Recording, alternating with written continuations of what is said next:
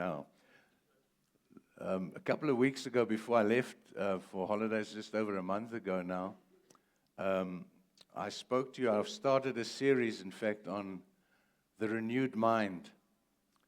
And as I've been meditating upon it and thinking about it, I'm just thinking more and more of the importance of, are we connected to this?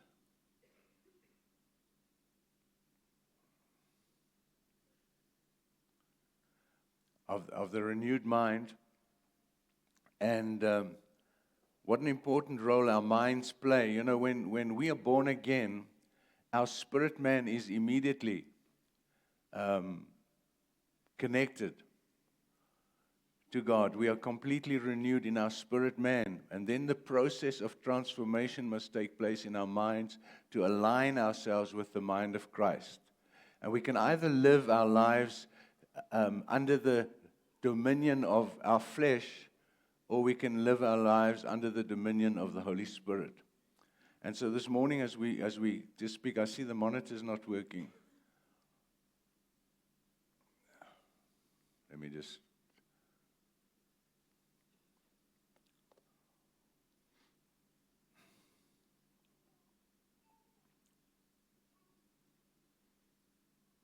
There we go.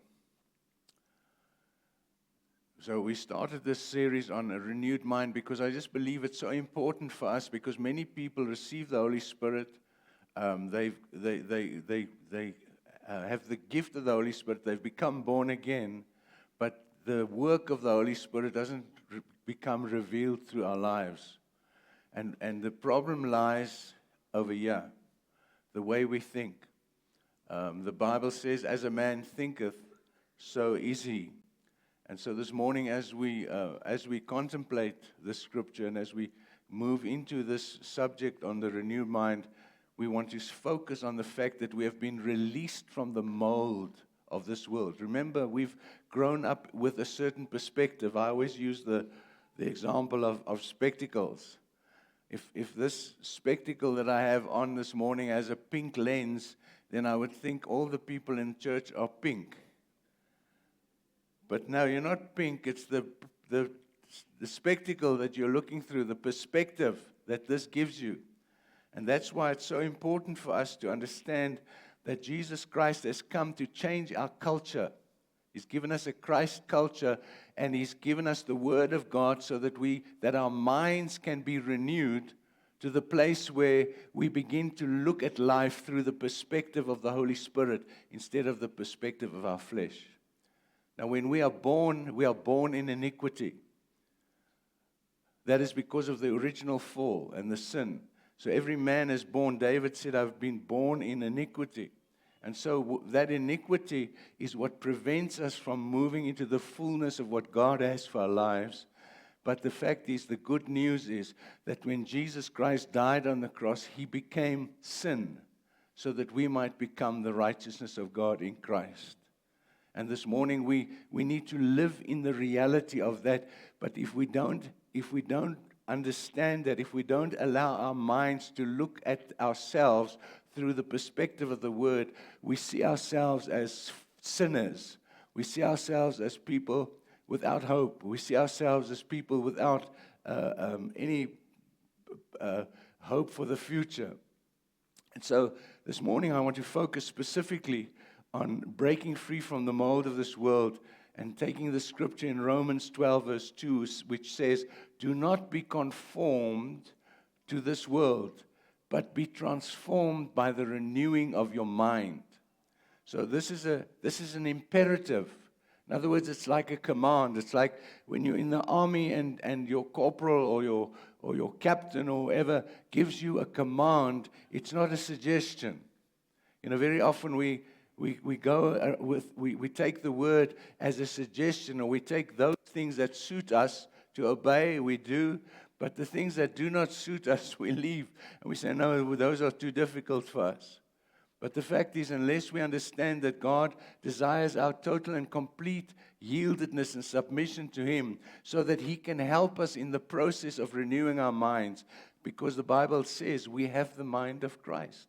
And so if we have the mind of Christ, we need to learn how to live with the perspective that the Holy Spirit gives us in our lives. So the instruction is, do not be conformed to this world, but be transformed by the renewing of your mind. So the transformation takes place through the renewing of your mind. Your spirit man is born again instantly and in right relationship with God. And now your soul has to align with that life. You begin to live a life of sanctification. You begin to allow the Holy Spirit to show you the things that He's not happy with. And you begin to lay down those things, those sins, those issues that are in opposition to the will of the Father. And so the mold of this age is a very real thing. You know, you'll go in. I listened to a testimony of somebody that spoke about taking 5 Palestinians to a Christian retreat in America, and how that their perspective was so clouded by their environment and the way they grew up that they had no understanding. Some of them had never seen a body of water where they live in the deserts, you know. So they've never seen a lake, or they've never seen a sea or anything like that. They grew up in that period, not allowed to move out of that area. And when they started seeing that there's another world, their perspective was broadened. And in the same way this morning, I want to trust the Holy Spirit to broaden your perspective, to begin to make you see that as you change, as you allow God to change your mind, as you allow God to give you His perspective, you begin to live a greater life, a life that is more abundant, a life that intends that what God wants for your life to become revealed through you. Jesus said, "I've come that you might have life and have it more abundantly." Amen. That's what He died for. That abundant life is the Zoe life. It's the life of God that is now in us. The Bible says Christ in us is the hope of glory. We have the manifestation of Christ, and that is a perspective we need in order to renew our minds, in order to understand that nothing becomes impossible for us if we allow the Holy Spirit to transform us through having the perspective of the Holy Spirit, having the mind of Christ. The Bible says you have the mind of Christ. That's our inheritance when we got born again. But many of us are living and being influenced by the carnal mind, the mind that is focused on the material, the mind that is focused on the negative, the mind that is focused on the fearful things that prevent us from moving up into the destiny and purpose that God has for our lives.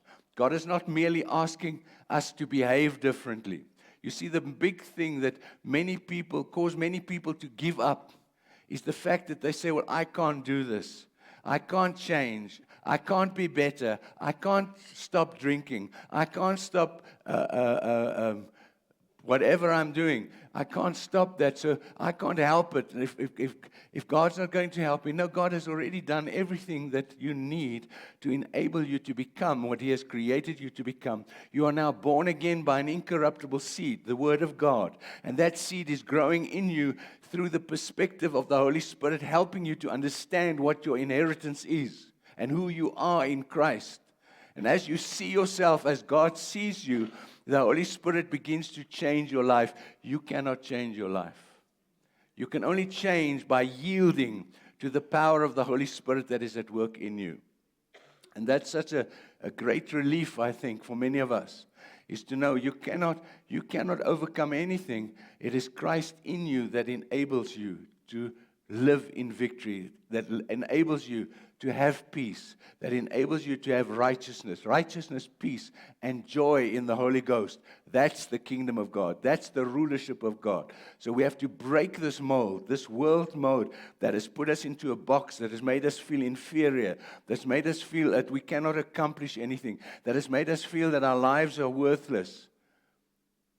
We need to break that mold, and we need to move in the abundant life that God has available to us, so that His will can be accomplished and established through our lives. So God is not merely asking us to behave differently. He is calling us to think differently. As a man thinketh, so is he. Your thinking determines your future. Your thinking determines your vocabulary. You know, you can always, that's what the biggest thing in counseling is always just to be able to listen to people. When you listen to people, you can hear what their perspective is. You can hear what the things are that govern their lives. And once you know that, you're able to help them to get free from that by giving them a perspective that is in opposition to that wrong perspective that they have. And so the same thing, he is calling us to think differently, to set our minds on the Spirit.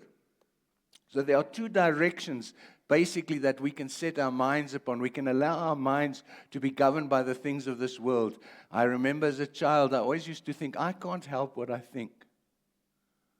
You know, thoughts just come and they do what they like. I think it was Billy Graham that said that you cannot prevent birds from flying over your head, but you can prevent them from making a nest on your head.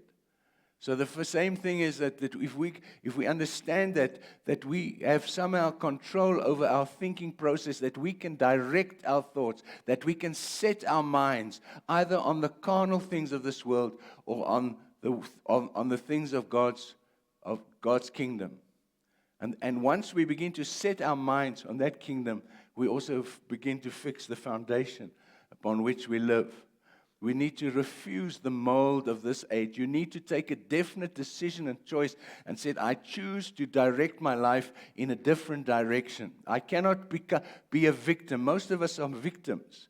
We always blame something or somebody for our failures, instead of understanding that our failures are because of a wrong thinking process, because we look at the world from the perspective of this world and not from the perspective that the Holy Spirit has. Remember, you have God abiding in you. Your life is Christ. That's what the Word says. Your life is Christ. So there's nothing too difficult for Him. What's difficult for us is to trust and to yield and submit to that life, that He can live it through us, so that we may move into our destinies and into the purposes that God has for us. To know that we have laid down our lives and we have taken up the life of Christ, and now we have to submit to that life, because if we don't submit to that, we will still continue living in failure, in poverty, in death, and destruction will be the manifestation in our lives. And those curses that come through generations will still have an effect in our lives, because we don't understand that they've been dealt with. You know, I always, in the beginning when I began to do deliverance, I always had this sort of argument with myself. But if Christ has redeemed me from the curse of the law, and Christ has died for my sins, how can it be that the demonic powers still have an influence and effect upon my life? And the main thing is they've got an effect upon your life in your mind. They oppress your mind with negative thoughts. They oppress your mind with thoughts of failure, of inadequacy, of lack. And so when you begin to think in that particular way, like those people that were secluded in that area, grew up all their lives there up to 30, 40 years old. And then suddenly when they got in the airplane, the one guy, when he looked down on the earth, he said, this is the kingdom of God. There's no boundaries, visible boundaries. You just see the world from another perspective. Then they're just looking into the desert around you and thinking that's all that's there around you. No, there's a far greater life that is available to us. But it takes a decision and a choice how we set our minds, whether in fact we live the life that God wants us to live. We're going to touch on that. We've touched on Romans 12, verse 2, and we're going to look at Romans 8, verse 5 and 6. Then the problem is that, remember, each of our foundations are basically formed, firstly, by our generations. It's uncanny. Even at my age now, I sometimes see myself doing things that my father did. I sometimes see the way I speak to my children the way my father did. And so it's so interesting that there's such a lot of stuff that we inherit through generations. Now, it can either be good stuff or it can be bad stuff. And so there is a generational thing that God does in our lives. I always say that the day we as a family received Jesus Christ as Lord and Savior, we were 14 of us that were baptized on the same night. My father got saved. My sister got saved. My brother-in-law got saved. Their children got saved. We all got saved. We had already a cell group of 14 people starting in those days when there weren't even cell groups. We came together once a week, and I was saved a week longer than them. And so I had to do quick Bible studies and listen to tapes, and then the next cell group I had something to teach them, but something that I just learned a week ago. But the fact is, it changed the direction of our lives. It changed the destiny of our family. Today, our grandchildren are saved. They know the Lord. And we just trust that incident that happened that time when we received Jesus as Lord and Savior, that it will continue to have a positive effect upon our lives and break the mold of this world over our minds and over our thinking. So we have to look at what is our foundation? What is your foundation? Where do you come from? What has been invested in you? What is the perspective? I've often talked about the fact that when we grew up, we grew up quite poor, and our perspective was very limited concerning what to do. And my dad had grade 8. So they had a very different perspective. They believed in you. When you get your job, you look after that job and you work hard, which are all good things to have that mold. But you must try and work for the government. Try work. Have a work as a teacher, work as a postal worker, or for the railways or something like that, because those jobs gave you security. And one day when you retire, there's a good pension. So that was a perspective that many of us grew up with in that time. And so when I started going to university, my perspective began to change. I was the first one in our family that went to university. And so my perspective began to change. And then after university, I worked in a hospital group where my perspective changed as well. And then I got employed by 2 German directors of a retail company as general manager, and my perspective changed. And I sat with one of those directors. We became very good friends. And we would go for lunch every day, and we would talk about business, and we would talk about investing in properties and things that I was never exposed to as a child, because that wasn't in our perspective. That wasn't possible for us. And many of us come from families where these things are not, that we are not exposed to those things, of how to be entrepreneurs, how to do business and so on, because our minds are stuck in our own old perspective, and the enemy likes to keep us captive to that perspective. So now, taking that to the Spirit, the same thing happens, that if the enemy can give us a perspective to make us understand that we cannot be free from the sins, that we are constantly living under condemnation, then what it happens, it prevents us from allowing Christ's life to become fully revealed through us. And that's what I want to talk about, is breaking that mold and having the right foundation. The Matthew 6 verse 33 says, "Seek ye first." It's a scripture that we quote so often. But very often, we know scriptures mentally, but we don't really have a revelation of what that means. And I really pray. I always pray the prayer of Paul in Ephesians 1:17. He says that, "I pray that the eyes of my understanding be enlightened, that I may receive the spirit of wisdom and revelation in the knowledge of Him, so that I may have the perspective, that I may look at life from the perspective as God sees it, as He intended for my life, so that I may yield and submit to the Spirit and allow Him to direct my life.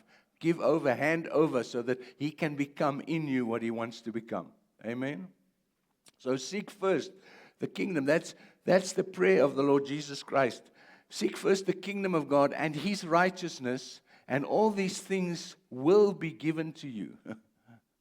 You know, the things that we very often place so much focus on, the things that we give everything else up, turn our back onto God because we want to accumulate things, are things that are just a byproduct of serving God. A byproduct of putting our lives under submission to the authority of God, allowing the Holy Spirit to direct our lives and to bring us to a place of blessing and prosperity.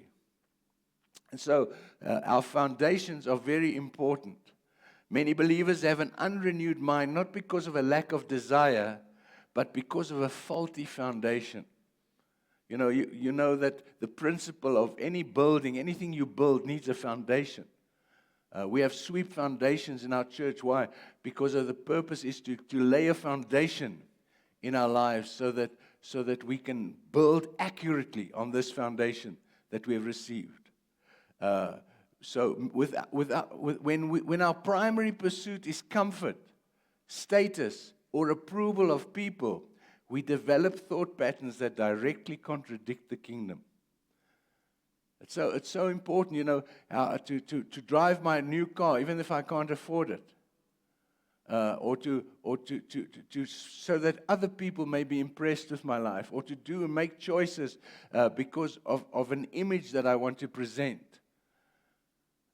These are all things that the enemy uses to block us from seeing the perspective of the Holy Spirit, from walking in the revelation and having the mind of Christ, understanding that the first priority is to lay a foundation.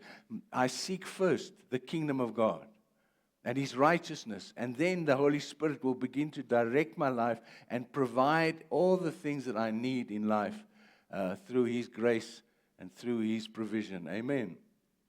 So, very often our foundation is a desire for benefits.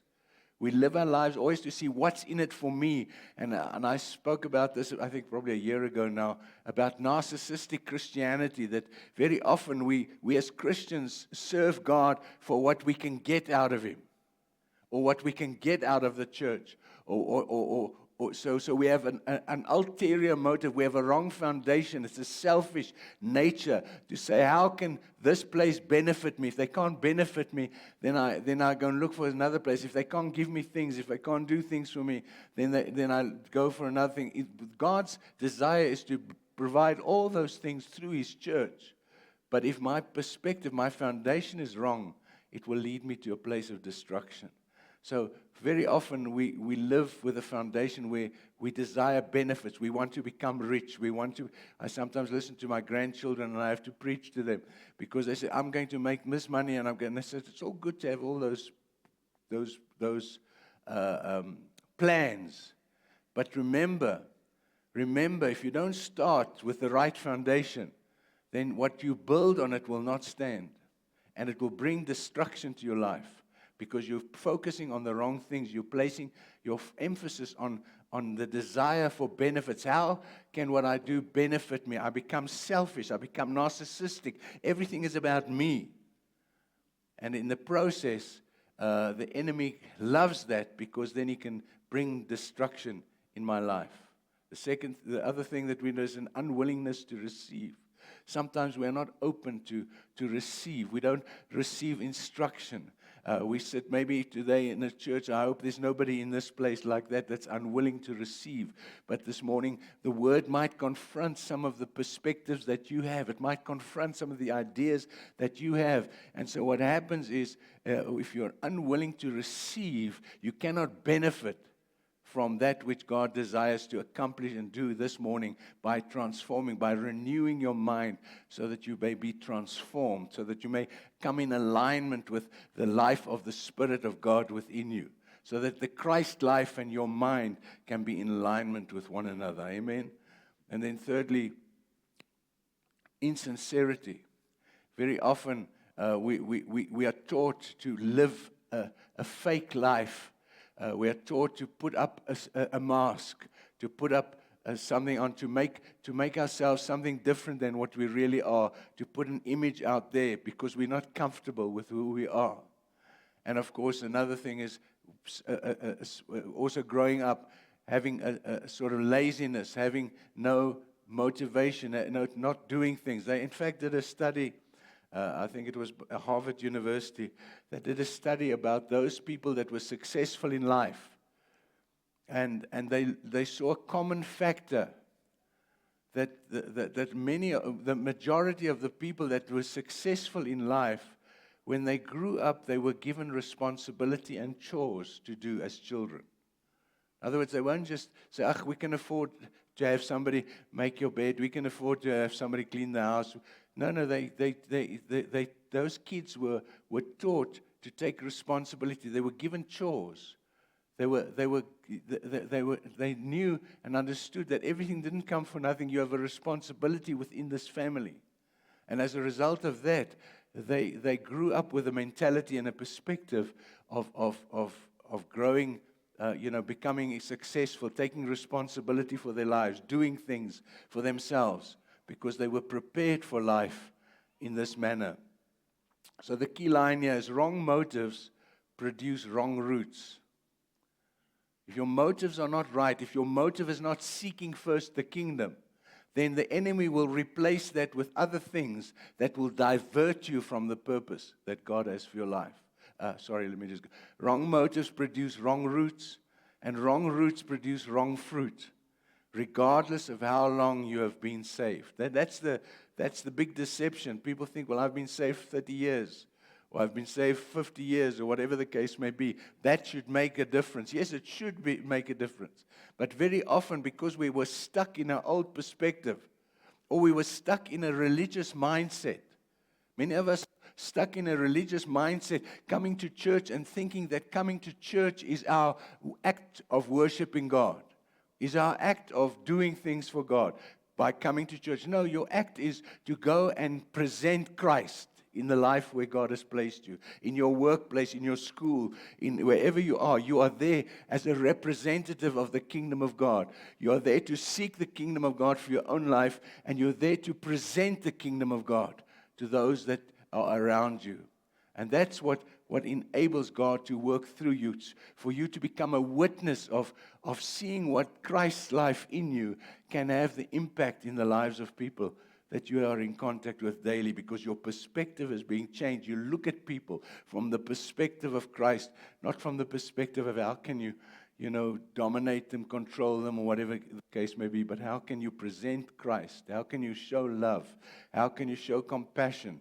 And through them seeing Christ in you, attracting them to the kingdom of God. Amen? So, what does it mean to be conformed to the age? The Bible says, be not conformed to this world, to the spirit of the age. Its influences of thoughts, opinions, and speculations. Be not conformed to this world. So that again, as I've said, is an instruction. We are so exposed with social media. So many things that are coming, so many messages that are being broadcast to us, that we begin to allow those things to brainwash us. You have heard the word brainwashing. That means, and propaganda that tries to direct our thoughts in a certain way. Why? Because the enemy knows if he can gain control of your mind, he can destroy your future. He knows that. He knows exactly. He's been around for thousands of years on the earth. And he knows exactly what the strategy is to, if you control the way people think, if you control their mind, their perspectives, what happens, you can destroy their futures. And the same way, God knows that if the difference is between the enemy, he wants to control you, and God wants you to relinquish your will to him so that he can help you to become all that you've been created to become. The Greek word for conformed is sushematizo, a present imperative verb that forbids the continuance of an action already in progress. God is not warning us about a future danger. He is intervening in something already happening. In other words, When God says, be not conformed to this world, if I say this morning, be not conformed to this world, I'm speaking to people that have already, to some extent or other, had been conformed to the world. We are busy. We're busy in a process of renewing. So this morning, the imperative is this morning, make a decision, make a choice to set your mind on the Spirit. Set your mind on the things of the Spirit, because those are the things that will bring you to a life of blessing, to a life where the kingdom of God is manifest in your life. Righteousness, peace, and joy in the Holy Ghost. So we know the illustration how the enemy works, and the frog in water. We see a frog placed in boiling water jumps out, but a frog placed in cool water that is slowly heated will not notice the change until it's too late. Conformity to this age does not announce itself. It creeps in through small compromises, gradual accommodations, and repeated exposure to ungodly thinking. And that's what the social media does very well. You can, if you start following a certain thread in social media, things that are about this world and about what's happening and all the dangers and all the fears and things like that, what happens, it begins to direct your thoughts. You begin to think differently. You begin to allow that to undermine the plan and purpose that God has for your life. So that's why the word is so strict to say, be not conformed. Don't allow that to happen. Don't allow your minds to be captivated by the things of this world. Seek first the kingdom of God and His righteousness. And then you will move into the blessing and to the provision that God has for your life and to the destiny that He has for you. God has a plan for each of our lives. Each one of us is an individual expression of the life of Christ as born-again believers. He wants to express His life through us so that we can represent Him accurately in the area where we are, and that people will then ask us about, why is it that we have peace? Why is it that we are always friendly? How is it that they can see Christ manifest and revealed through us? There are 5 symptoms of an unrenewed mind. 5 things that, when the doctor comes, when you go to the doctor and he says to you, okay, what's wrong? And he says, no, I've got a bit of a chest pain, or I've got a runny nose and blocked ears, or whatever the case may be. Then he will know exactly, because of the symptoms, how to deal with them. And so the same thing this morning, we want to look at the symptoms, and you have to evaluate yourself as you're listening to the message to hear, am I perhaps guilty of some of these things, or some of these things in my life that I need to change? Because this morning, the Bible says you shall know the truth, and the truth shall set you free. The truth is what prevents you from falling into wrong mindsets and wrong perspectives. It's the Word of God that aligns you to the will of God. And so the perspective changes when you begin to look at life through the perspective that the Word of God gives you. So there are 5 symptoms of an unrenewed mind. The first one is confusion. When you're constantly confused, sometimes people cannot make up their minds. They are confused. They look at life, and one day they're up, and the next one they're down. In 2 Thessalonians 2, verse 2, you can read that. It talks about being easily shaken and troubled when circumstances challenge faith. There's no firm mental foundation. So that's what happens when you become confused. What happens, all these negative messages that come to you are designed to bring confusion in your mind, to prevent you from thinking clearly, while God wants you to think, have the mind of Christ and have a clear perspective and be led by the Spirit of God, so that your life may benefit not only yourself, but the lives of others as well. Secondly, instability. You find that people sometimes, they make a great start and then suddenly they just fizzle out. They begin an assignment and then start with lots of enthusiasm, and then eventually they just sort of fizzle out and they don't finish anything. They don't complete anything. And that's an instability James 1:8 says, if we are double-minded, we are unstable in all our ways, like a cork in water tossed by every wind. And many of our lives are like that. We are just tossed through the wind. Then we decide this, then we are this, then we make this decision, then we change our minds, because there's no stability in our lives. There's no foundation that we can build on. And thirdly, talkativeness. Very often, talkativeness is a way of protecting people from really seeing your heart. Because your mind just splutters out. You don't think before you speak. I know my grandchild, that's actually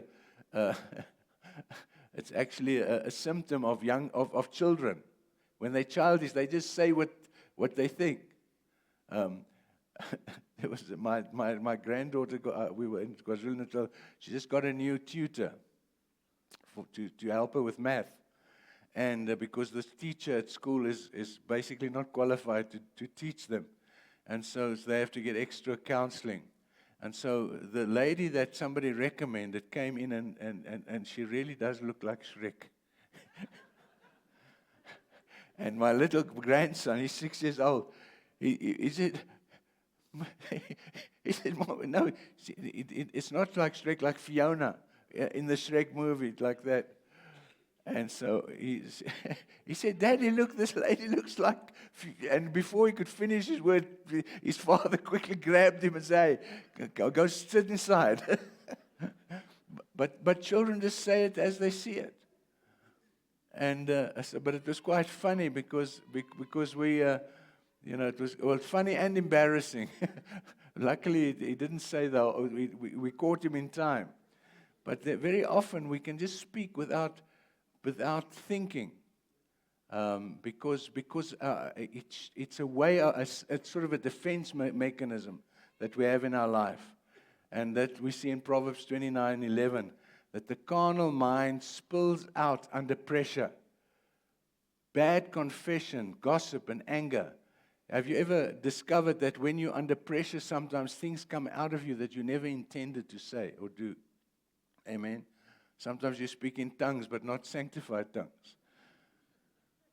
When you get a fright or something like that, you just say something. What does it mean? It's not. There's no control. There's no self-control. A friend of ours, when she says something inappropriate, she says, "Okay, the guard in front of my mouth has just gone to the toilet." So he didn't guard what I said today. So the fact is, sometimes we just say things, or what comes out of our mouth is a reflection of the way we think. And so we have to take notice of those symptoms. Then misdirection, Ephesians 4:17, walking in the vanity of the mind, aimless, futile, without kingdom purpose. Sometimes we have no plan for the future. We just sort of go with the flow, just let what shall be, que sera, sera. And so that's a way of us not taking responsibility of our thinking processes, but allowing our thoughts to be directed by any wind of doctrine that comes our way. And then falling, Hebrews 12:3, when faith is not working, we are left to the carnal mind, weary and prone to compromise. So we then just fall back. Many of people, as soon as there's a bit of resistance, they backslide. They go home, they sit at home, they say, this doesn't work, and so on. Instead of first focusing on building the right foundation in your life. So we have to set our mind. The instruction today is to set your mind on the Spirit. Look at what the Spirit of God is doing. Look at what the Word of God is saying. And so by doing that, you begin to change the course of your life. You begin to bring it into conformity. You begin to bring it into a place where you have direction and peace in your thought processes. Setting the mind on the Spirit is not a passive experience. It's an active daily decision. You have to choose daily. In the morning when you begin, you say, Lord, help me this morning to set my mind upon the things that are above. Help me this morning to begin my day, to focus upon you, to ask you what is it you want to teach me, and what is it you want me to learn. And what is it what you want me to do? So that you begin to get the plan of God, the direction of God, the perspective of God, and not be conformed to the image of this world. So setting the mind on the Spirit is not a passive experience. It's an active daily decision, choosing what we meditate on, what framework we use to interpret our lives. You see, you can also, on that same YouTube where you see the negative things, the wars and all those things, there are also wonderful teachings. There are wonderful expositions of the Word of God, things that you can learn about the kingdom of God. And those are the things that help your mind to be directed and to be focused upon the things above, and that teach your mind to begin to be sensitive to the prompting of the Holy Spirit. It's an active daily decision that we need to make. We need to choose what we meditate on, what framework we use to interpret our lives. Salvation is instant, but the conquest of the mind is progressive. This is something you have to work on your entire life. To grow in your knowledge of God, to grow in the way you express that life of Christ through your life. Sorry, let me just get back there. So the meditation is an important thing. Let Scripture form your mental framework daily. In Psalm 1, we see there's a template that you can go and follow. Take Psalm 1, begin to meditate upon it. Begin to see what it says to you. That's the idea of meditating on the Scripture. Meditating in the Christian perspective is not emptying your mind and thinking of nothing. No, it's focusing your mind, setting your mind on the things of the Spirit, choosing to not think about the things that are negative, but to choose to think upon those things that the Word of God expresses to us. As we read the Word, there are instructions, there's guidance, there's direction. Those are the things that we have to make our minds focus on and meditate upon so that it brings change and transformation in our lives. The second thing we have to look at is we have to yield to the Holy Spirit. I've spoken about that very often. You see, the Spirit of God is in you, but He's never going to force His will upon you. He's always waiting. That's the difference between the Spirit of God and the spirit of the devil. That God's Spirit will never coerce you or force you to do anything. He waits for you to invite Him. That's why Jesus taught the prayer, let Thy kingdom come. Let Thy will be done on earth as it is in heaven. Why? Pray that prayer. God can do that if He wants to. No, He can't, because He's given us dominion. So now we have to pray and ask Him to intervene and ask Him to be involved in our lives and ask Him to direct us and ask Him to renew our minds as we meditate on the things that we should do and as we yield to His Holy Spirit. We have to cooperate with the Holy Spirit's inner promptings. He leads into all the truth. He is the Spirit of truth. One of the confessions I make daily is Lord, you are the Spirit of truth. And I pray that you help me, Lord God, that you direct me, that I will never get into error, that I will not teach anything that is erroneous or misleading, but that your Spirit of truth will be the one directing and guiding me. So what am I doing? I'm putting my mind, focusing it on the Spirit of God, who is the Spirit of God, who is the Spirit of truth. We have to guard our minds. It says, take every thought captive, the Bible says, 2 Corinthians 10:5. It's a command, not a suggestion. Again, it's imperative. You have to evaluate. I remember vaguely when I did psychology at university, they said there's an area of your brain that's like a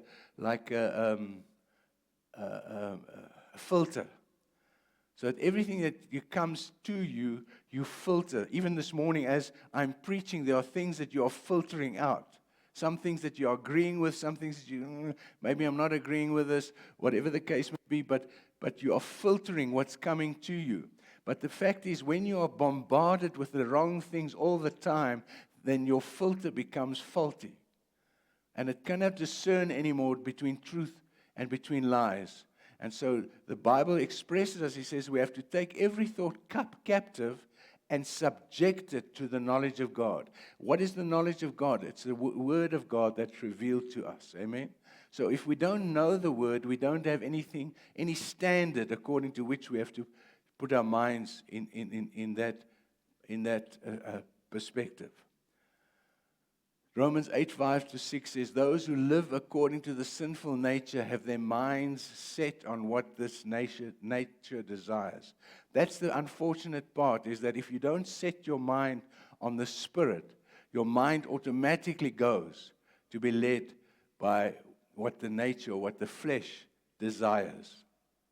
But those who live in accordance with the Spirit have their minds set on what the Spirit desires.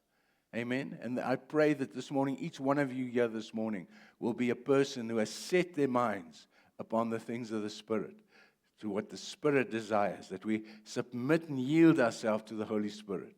The mind of the flesh is death. That just leads to death. The mind of the Spirit is life and peace. Salvation is progressive in its application. God has given us a new spirit, but we must cooperate with the Holy Spirit in the daily renewing of our thinking. And that, I think, is, again, very often we think, well, I'm just handed over, everything will happen that has to happen. No, you have to cooperate, you have to work, you have to set your mind, you have to use your will to begin to change the direction of your life, to get the focus of the Holy Spirit to be revealed to you and through you. So what is currently setting your agenda? What occupies your mind in quiet moments? I don't know about you, but sometimes at night when I go to bed, when I lie down, sometimes I go so far back into my memory, and I remember things perhaps that I'm not too proud of, or I remember things good things that happened, or I think of maybe my parents that have both died. Our minds do that. So it's also important. What do you think of the last thing that you go to bed?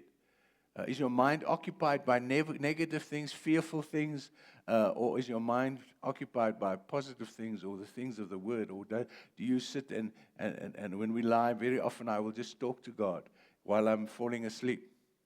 So my mind is focused on Him at the last thing that I do, and I pray for Him to assist me and help me. You see, He will not intervene unless we ask Him to, because He's given us freedom of choice. So what occupies your mind in the quiet moments? What are you thinking about? What are the things that are uppermost in your mind every day? Are you worrying about your future? Are you worrying about finances? Are you worrying about your children? Whatever the case may be, But remember that those things can be traps to help you to take your focus off the things that are above of what the Spirit of God says, and to place it on the things of this world, and cause you to live in doubt and unbelief and in fear. So that is what you think about, what your mind is busy with in those quiet moments. That is what is truly governing your direction. The second thing is, what framework are you using to interpret your relationships, your circumstances, your future? Now, the framework, obviously, is the Word of God. That's what we need to use. But we can also get involved. What very often happens is that children become involved with the wrong friends, and that becomes their framework, where they begin to compromise, where they begin to allow sin to come into their lives because of the influence of wrong friends. And instead of putting their faith in God and building relationships with people that are like-minded to them, that also have Christ as the focus in their lives. So what framework are you using to interpret your relationships, your circumstances, and your future? Because that will determine that. God's call is clear. He says, do not be squeezed into the shape of this age. Be transformed. Set your mind. I want us to make this declaration this morning. Let's just stand to our feet. Let's just make this declaration. It's a very short declaration, and something that you can maybe each morning when you wake up just repeat this. These slides will be sent to you, so you can just repeat this declaration as a point of departure. So let's pray together. Lord, I refuse the mold of this world. I set my mind on the Spirit. Let your truth, not the spirit of this age, define my thinking, my expectations, and my identity. Amen. Let's just pray. Father, I thank you this morning for the wonderful gift that you've given us. Minds that have the ability to direct our lives. Minds that have the ability to either be focused on the carnal things of this world or be focused on the mind of Christ. I pray with all my heart this morning that your word will have entry into the hearts of every person here present, And Lord God, that you will direct them and guide them and help them through your Holy Spirit to begin to use the word as a framework, as a foundation, and seeking first the kingdom of God, the rulership of God in their lives, being aware of the Christ life that is within them, so that they may live yielded and submitted to what the Spirit of God desires for their lives. I pray your blessing upon each one of us. I pray, God, that you awaken us to our calling, awaken us to the purpose and plan that you have for our lives, and that you cause us to have eyes to see and ears to hear what the Spirit of God wants for the church. I pray the prayer of the Apostle Paul, that the eyes of our understanding may be enlightened. Oh God, enlighten our eyes this morning. Break negative bonds. Break every spirit of mind control. Every spirit that is aimed at undermining our thought life. We break its power off us in this day. In Jesus' name.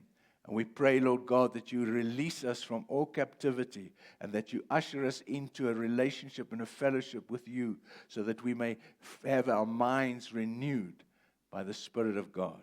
And we thank you for that in Jesus' name. And all God's people said, amen. We're going to take up the offering right now. And just keep in mind,